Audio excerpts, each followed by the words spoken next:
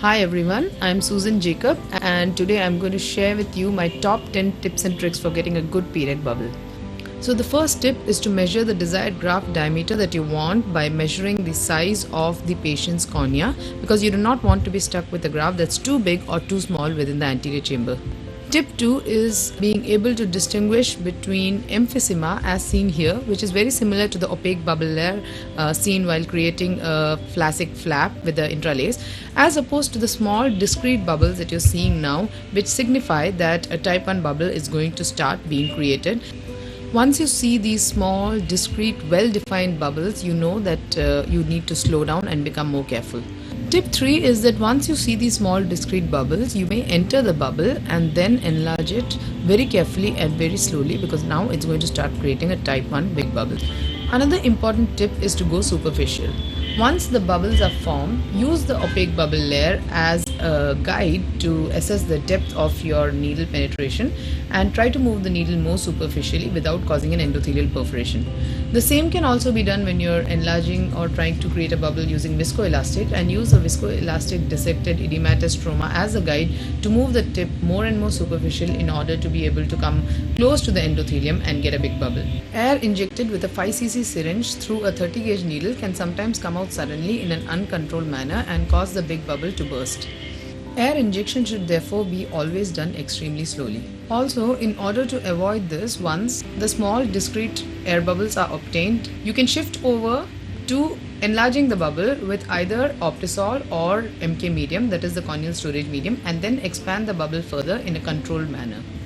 Older corneas are more fragile than younger ones, and hence expansion should be more careful.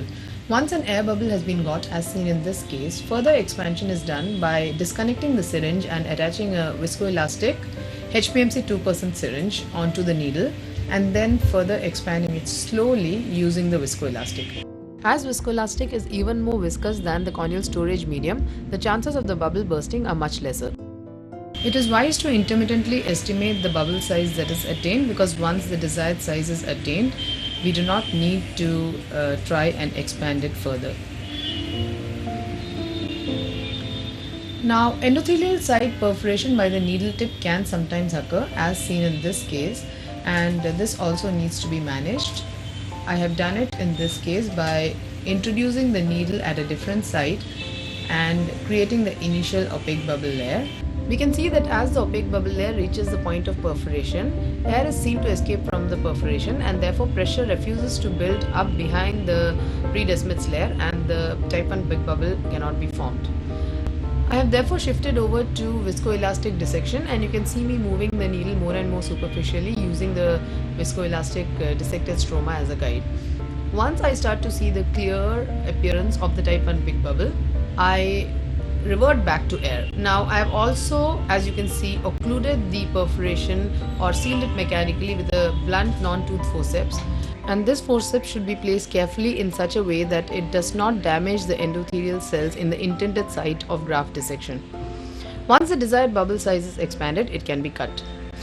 It's also important to know how to control your direction of graft expansion, and you can see that here I saw the multiple small discrete bubbles forming, entered one of them and enlarged it further using viscoelastic. The bubble can be made to preferentially enlarge in one direction by applying pressure on the cornea in the opposite direction. The last tip that I'd like to give is how to manage a type 3 bubble formation or a mixed bubble formation. You can see that in this case a type 2 bubble forms and bursts. Now what I've done now is to introduce the needle from the opposite side and do careful controlled viscoelastic dissection of the big bubble. The type 1 big bubble is seen to start enlarging now, and once that happens, I apply pressure on the cornea and sequester the type 2 bubble from the type 1 bubble. This prevents the two bubbles from meeting up and the surgeon ending up with a split graft, which can be a problem intraoperatively.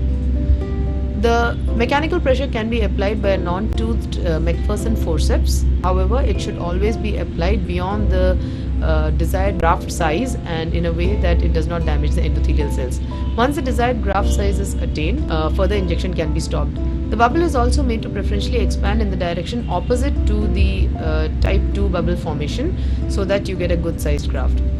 Now here is another case where a significantly large type 2 bubble formed along with the type 1 bubble, and what I'm doing in this case is to strip a DMEK graft off the PDEK graft, and the surgery is continued with the DMEK graft. I hope you enjoyed these tips and I hope they'll be useful for you. Thank you so much for watching.